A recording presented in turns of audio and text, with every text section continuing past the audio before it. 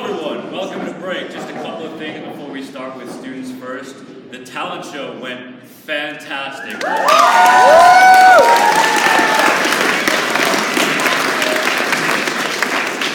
Good job to everyone who participated and everyone who came to support. It was fun. So another thing is executive council nominations are done today, so all the paperwork involved with that needs to be turned in to Ms. Williston. 3:30 today, so make sure all of that is done if you want to be in executive council. All right, students first. Okay,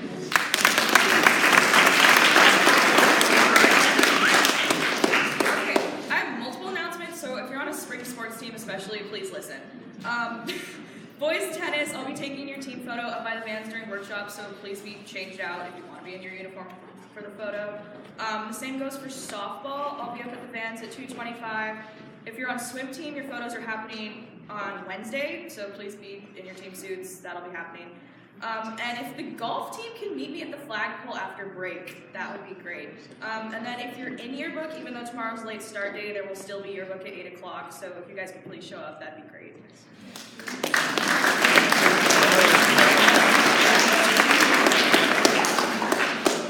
There's a Good Guys Club meeting today at lunch in Mr. Colway's room. Be there, we'll have a blast.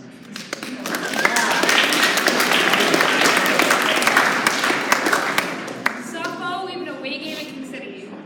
So, get out of class at 2:15. We're going to be rolling out at 2:25, so ask your teachers.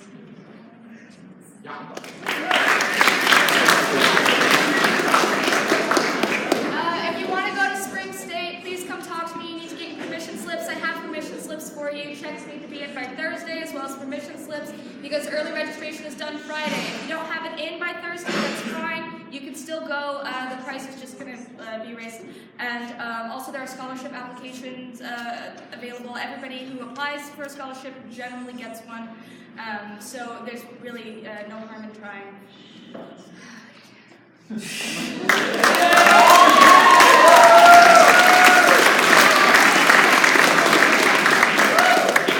So in honor of Easter, I thought I'd tell you guys a little story.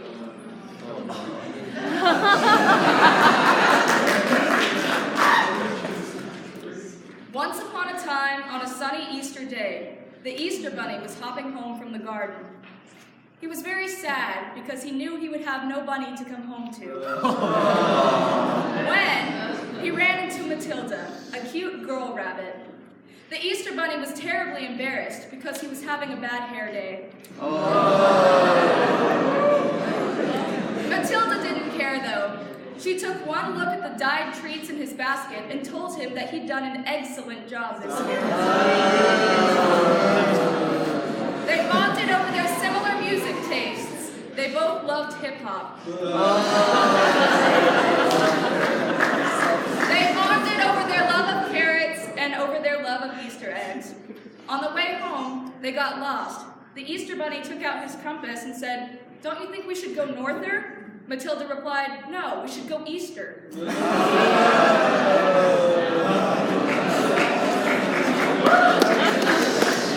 Eventually, they made it home, they got married, and they lived happily ever after. Everybody!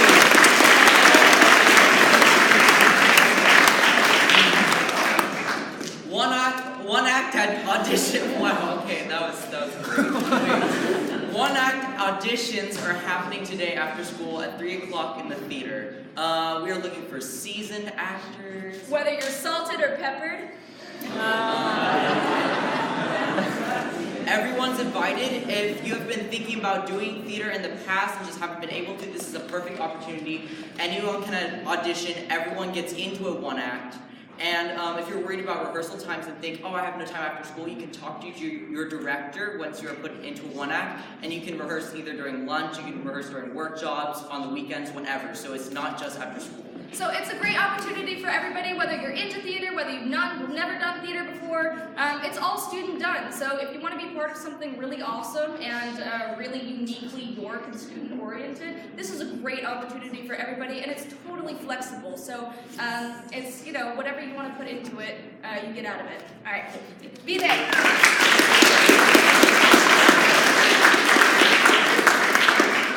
Swim team, meet me by the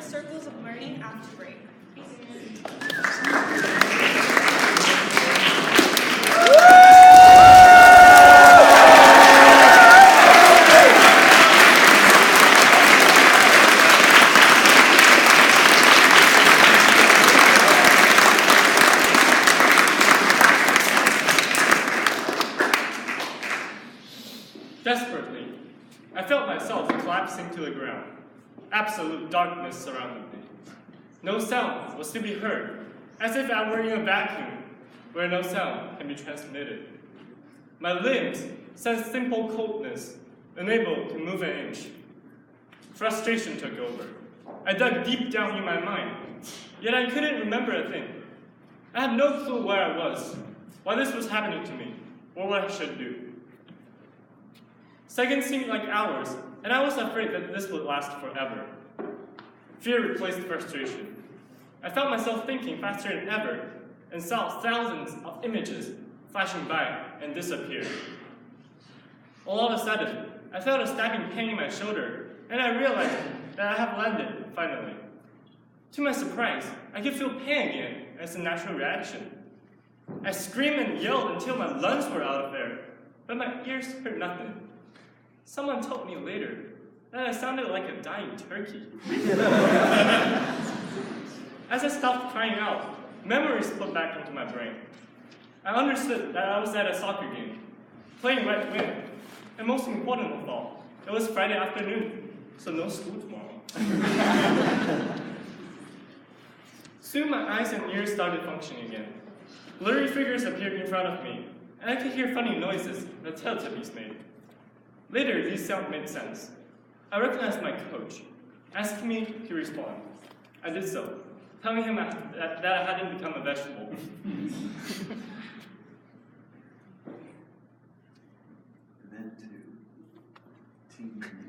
Then, two teammates came and got me up, letting me to the bench.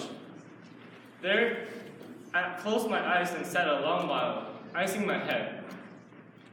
That time, I heard Coach calling my hostess on speakerphone. Hey, Mr. Sprague, this is Stone's soccer coach. We have a bit of a situation here. Stone's head got hit by a soccer ball. My hostess replied, okay. Well, I'm no expert, but isn't that how you play soccer?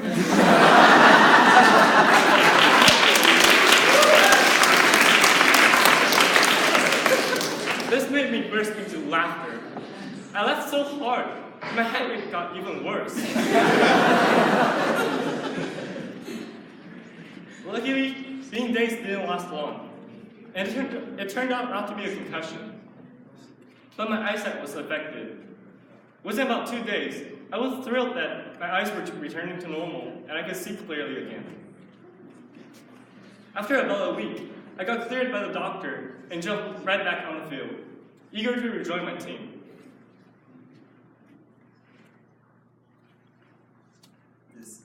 This experience was, of course, horrible. My head was in pain, I couldn't see well, and my knees were scraped up. But there were some positive discoveries for me. Those who offered to help and encourage me showed me the compassion of our team. I'm not a good soccer player. Actually, I'm really bad. I scored no goals, contributed no assists, and was insultingly told that the other teams had voted to give me the MVP award for helping them a lot.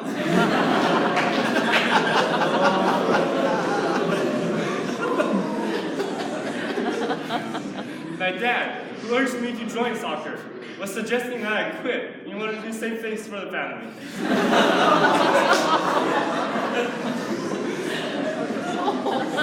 I know my skills are terrible, but I'm still passionate about this sport. I never plan to quit, because I know that my teammates, my coach, and even my host dad will be supporting me each time I compete. It's alright to be laughed at, but I don't ever give up. Not just for myself, but for the people in my corner. Thank you.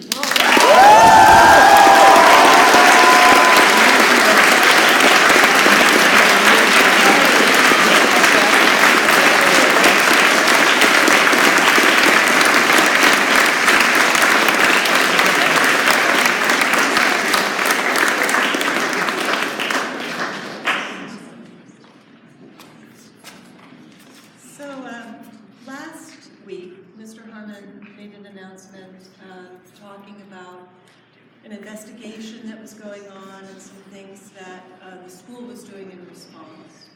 And so I wanted to follow up with that right now and let you know that I've been working very closely with the law enforcement personnel and the whole team that they were working with for the last, week and a half or so now. And I want you to know that the investigation at this point is concluded. I also want you to know that there was at no point any direct threat to either the school or to any individual in the school. So I hope that's reassuring. At the same time, it's always really sad when we have to say goodbye to somebody from our community. And I know you're aware that a couple of students have not been on campus for a while, and they won't be. And as sad as we are when something like that happens, the fact is that there are times when we make sacrifices, we face that sadness when it is for the safety and the good of the entire community. So I hope you will join me in wishing them well, in wishing them the best, and in knowing that we are strongest when we can take care of each other, when we have we accept the profound responsibility of looking after each other, and when it is necessary, speaking to somebody who can help more than maybe we can. So thank you for doing that for each other. Thank you.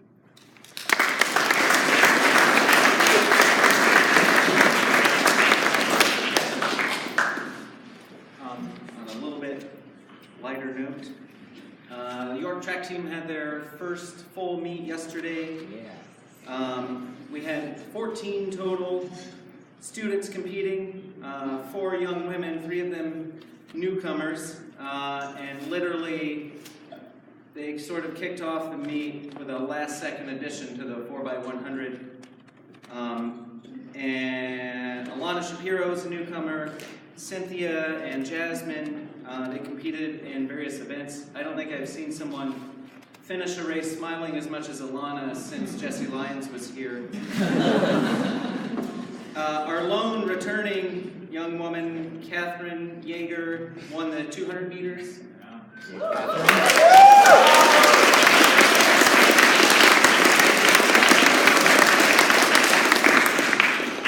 We had several newcomers, young men Ahmad, Kevin King, and Kevin Deliri in the sprints, Jared Griffith in the mile, and then some returning athletes, Jonathan in the mile. Jack Wilden set a PR in both the 200 and 400 to kick off his season.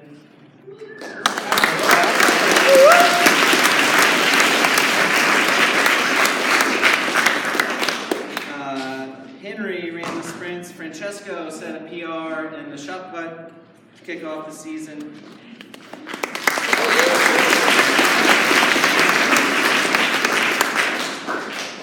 Tristan ran the 400 and 800 for us, but he's not quite recovering from the lacrosse games that he's also participating in. He ran well.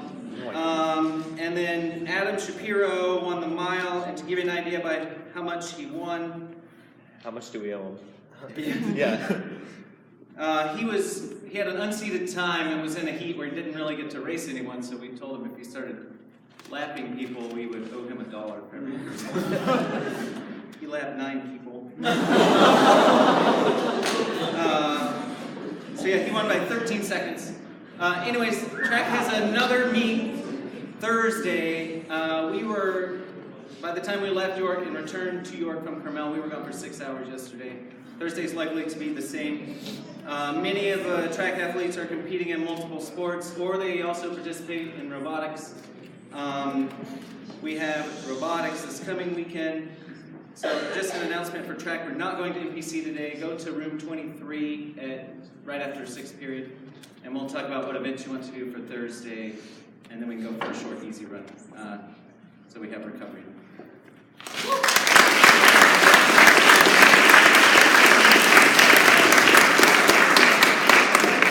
The talent show was really great, and Mr. Colby and Ms. Berry and I neglected to give an important award.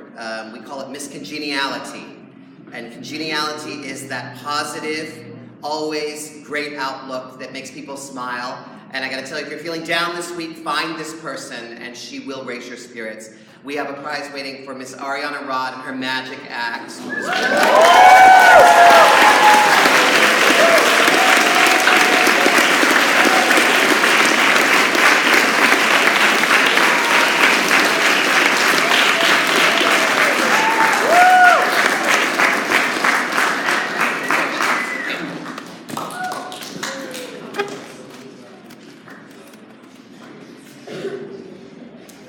You just love breaking.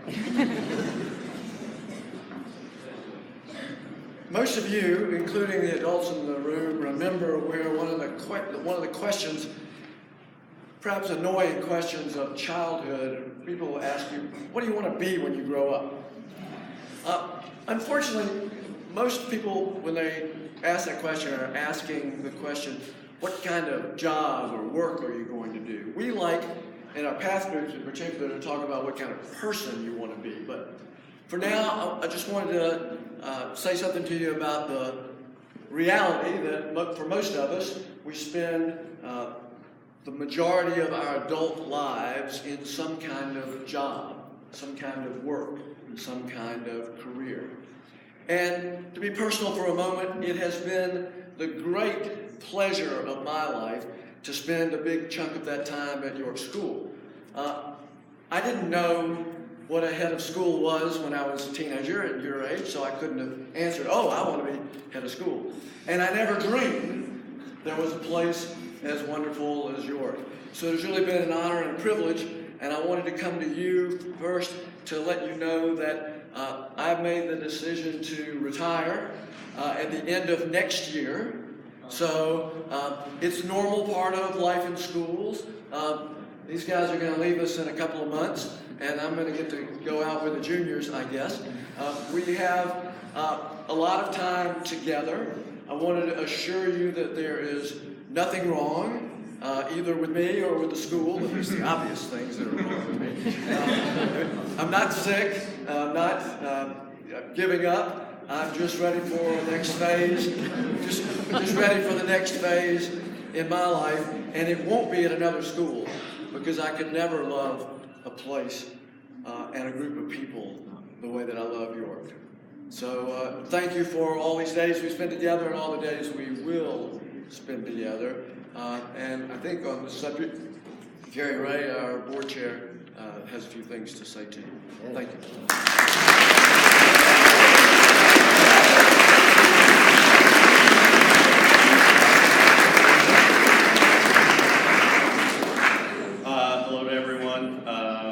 Gary Ray, I'm the current chair of the York Board of Trustees. Thank you, Chuck, for your words. If I had attended York and had to do a sophomore speech like this young gentleman, I wouldn't have to refer to my notes. But also, like a lot of students, I put off writing this until this morning.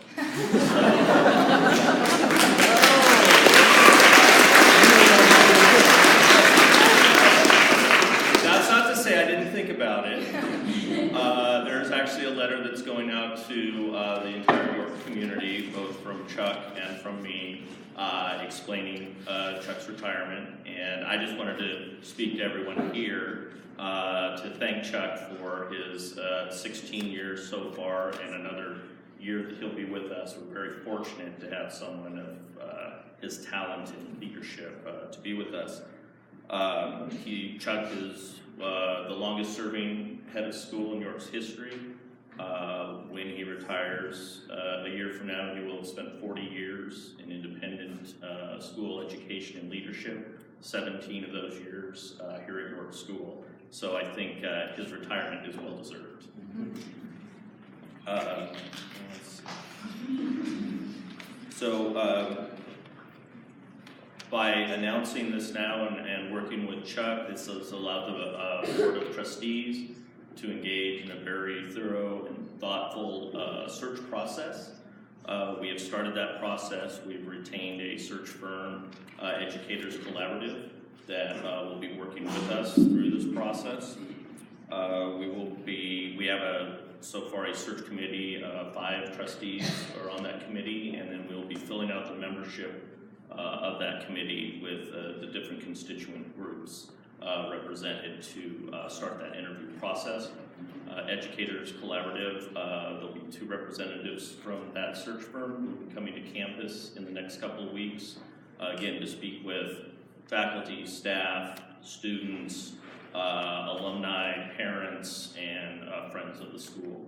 So it'll be a very inclusive and collaborative process, and we'll keep people updated, obviously your families and all of you, through on a website, or web page that we'll set up, and we'll do regular updates as to where we are in the process. Let's see, today I'm asking if the faculty are available to meet at lunchtime so we can chat about the next steps in the process. And again, rest assured that it'll be inclusive and collaborative throughout this time. There'll be many opportunities over the next year to celebrate Chuck and the many achievements of York School under his leadership. But for now, I'd just like to say thank you, Mr. Harmon.